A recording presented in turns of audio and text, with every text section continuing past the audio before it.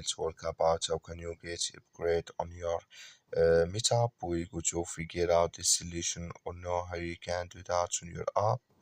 So all you have to do, so you just go above your photo profile, click on it here. When you just click on it here, it's going to take you to your profile here. Then all you have to do, just go above this sign, click on it. So when you just click here in this sign, it's going to take you to next period. Then all you have to do, just click here on Meetup and subscription here.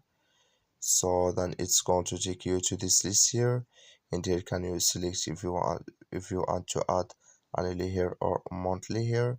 So then you click here on start your free trial.